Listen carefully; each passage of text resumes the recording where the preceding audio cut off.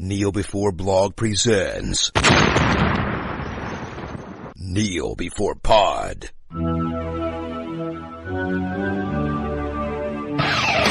Hello, and welcome to the Kneel Before Pod interview segment. I'm your host Craig, and I'm bringing you one from the archives.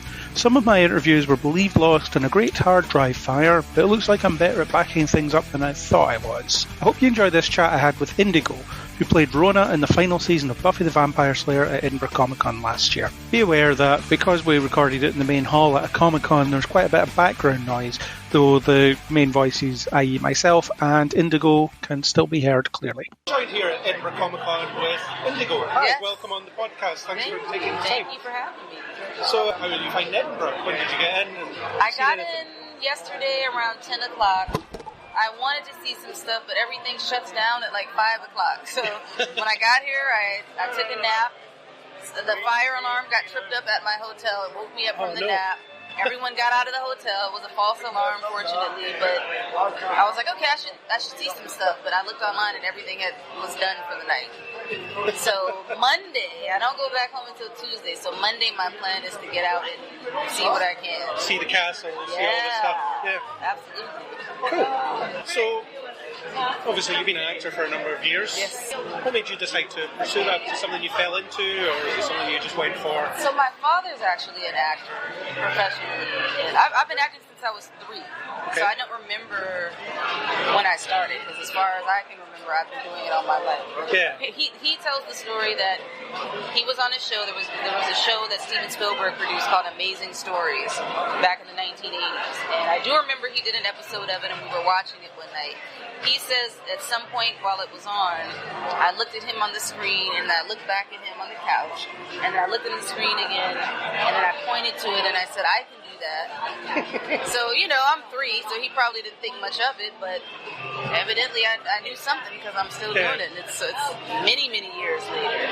So that was how I got started. Got an agent when I was 3, got my first job when I was 5. It was a hot dog commercial, and been doing it ever since. Cool. So just naturally then? I guess so, yeah. Okay. And in your downtime, what do you like to watch kind of in films or TV? What's your wheelhouse? Man, I love animals. I love nature, so I watch a lot of nature programming, a lot of animal programming, a lot of science programming. I'm like kind of nerdy. Oh, cool. So, yes, nerds are like running the world now. So it's actually like cool to be a nerd now. I remember there was a time when it wasn't. But, I remember it. But now it is. So I like information. Yeah. I love to soak up information. So anything that's educational, I'll sit and devote time to. Cool. I've also been watching Survivor. I never watched that show in my life, and I got caught up watching it, and now I'm like every week my husband and I are like, turn it to Survivor.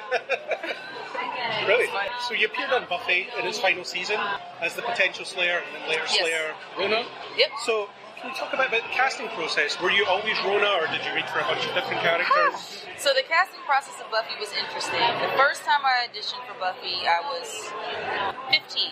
I was in high school, and I actually auditioned to play Michelle Trachtenberg's character was about to enter, be in junior high school in the next season. I auditioned to play one of her friends. Okay. And she and I aren't that far apart in age, but I was coming across to mature in the audition.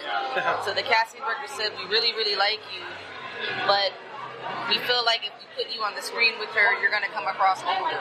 But we really like you, so as soon as something else comes up, we'll call you. And you learn very quickly in the industry to kind of take those kind of promises with a grain of salt. Yeah. So, I didn't think we'll too much about it. We'll keep you on file and we'll get back to we'll you. call you. But about 2 years later, or 3 years later, they call me in. And they call me straight to producers. I got to bypass the first round of auditions because they remember my work. Yeah. I go straight in, I read for the casting director, the producers, the writers, and it's an English character. So I go in and I very quickly put together this English accent. And they really like me. They're like, wow, it really sounds authentic. I'm like, okay, all right. I leave. A week later, I get a call from my agent saying, you got the part. I'm like, all right, awesome. They send me a script. I open the script and I'm like, oh, okay, the character has a different name. Like, they changed the name. All right, cool. So I go and I diligently study a Cockney English accent because the character was supposed to have like a Cockney English accent. I'm studying this accent all week. I get to the set on Monday. We do a rehearsal. The first scene I shoot is where Buffy brings me into the house to meet all the other potentials. And fortunately, I did not have the first line because one of the other actors spoke and she had an English accent. I was like, I'm not the same character. So Joss liked me a lot. And they didn't want to kill me off so quickly because that character I initially auditioned for got killed quickly. Yeah. So he created Rona for me. But I didn't know this when I got cast. I just thought they changed my character's name. So that's kind of how that process happened. You were expecting one line and then... Yeah. I was like fully prepared to do a Cockney English accent when I got to rehearsal on Monday. And I'm like, I don't think I'm the same character. It's really cool. The other interesting thing about Rona was she had no backstory. Yeah. They got the name Rona from the word Ronin. Mm-hmm. So she kind of had this mysterious background where she had no origin. Yeah. It was like a blank canvas. And got to kind of really create who she was. That must be a great opportunity, especially in a show as popular as Buffy that's been going on as long as it was. Obviously, you were part of a big expanding group dynamic that kind of got huge in the 7th season. So was it important that you all kind of gelled together really well, or did that just kind of happen anyway? It just kind of happened. We never knew when we were going to not be around. Yeah. So like every time a new episode would be written, we would kind of like turn the pages like, okay, am I going to make it past this episode? We never knew. It was a big hoping you're not getting killed this week. Right. So we formed relationships with people, and those people would be gone. Yeah.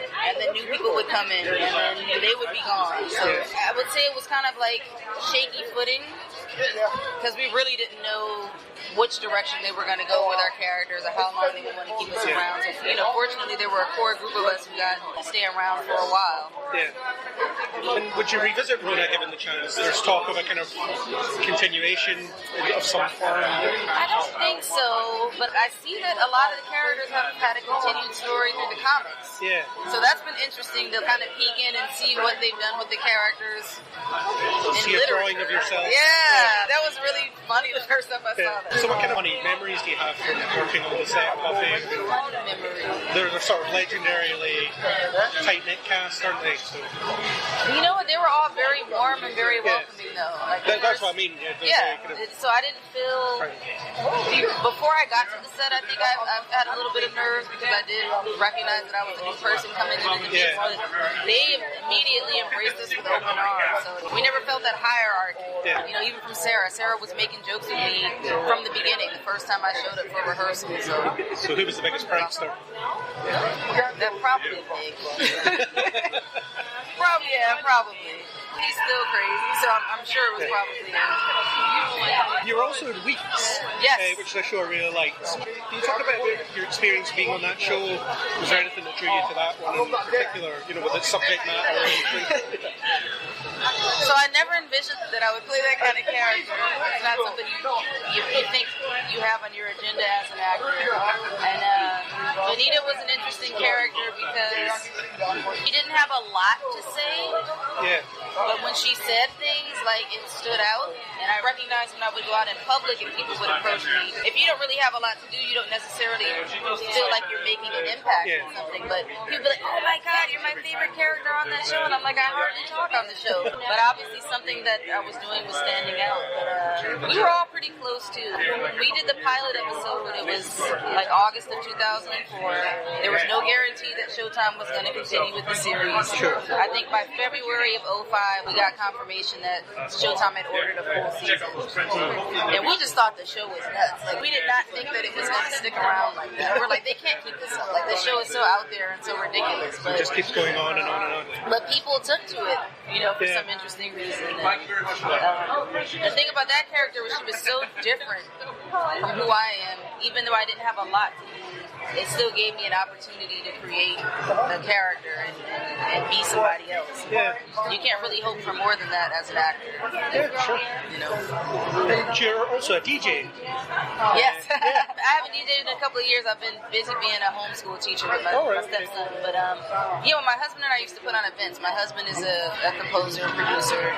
And so both of us, when we had moved to New Orleans, decided to use our platforms and our fan base to put on events that we would actually want to go to. Yeah. And so I started DJing. We moved to Florida for a year. I went to work on another series. We moved back to New Orleans, started doing the events again, and then I started DJing at a lot of the different events. I love music, and I love all kinds of music. So is it kind of a hobby that you sometimes get to do for a living? Yeah. Those are the best kind, I suppose. Yeah. So is there anything exciting we should watch out for in the pipeline? Right now, I've been in talks for about a year and a couple of months. So Alan Moore and Tommy Lee Edwards have collaborated on a project that's based on one of Alan Moore's graphic novels called Strata. And the company that's behind it is developing it into a series. So I don't want to name the actor who is officially attached to it yet, but there is a pretty well-known actor who's officially attached as one of the leads. I'm in talks to be one of the other leads. So I'm really excited about that because I've always wanted to do sci-fi, and I love doing voiceover work, so it's kind of like the best of both worlds. So you did some on Family Guy. Yeah, I did Family Guy. I did a lot of like Korean animated films and stuff that people don't even know I've done. Different voiceover commercials. For several years, I was one of the animated spokespeople for Lunchables, Oscar Mayer Lunchables. I love voiceover work. Is it just an opportunity just to go nuts, basically? Of course, because nobody can see you. And I usually do little boy voices. Like 90% of the time, I'm hired to be little boys. So I like it because it's freeing, and how I look is not a limitation on what I can do. If I can sound like it, then I can do it. So it's awesome. Great. So just the last question is one we ask everybody. If you could have any superpower, what would it be and why? I know that you already had superpowers in Buffy. But... Man. Only one? This is not going to be one that you probably heard before. Those are the ones I like the best. If I had a superpower, my superpower would be to change people's intentions. Their intention? I firmly believe that everything we do is rooted in whatever our intentions are. Okay. So if I had the ability to make everybody have pure intentions and have integrity, and then a lot of the problems of the world that you see would not exist. It's a very noble power. Thank you. So, it's a good one. Not had that one before. Yeah. Thank you very much. No problem. Thanks very much for giving your time. No problem. I hope my inane questions weren't too... No, not at all. Yeah. So, thanks very much for joining. No problem. So, that was my chat with Indigo, aka Rona, on Buffy the Vampire Slayer. I'd like to thank her for her time and wish her all the best in the future. If you like what you heard, then hit that subscribe button on iTunes, Spotify, or any major podcasting app. You can also reach us on Facebook or Twitter under Kneel Before Blog, or leave a comment on kneelbeforeblog.co.uk. As always, we hope you'll join us on the next Kneel Before Pod.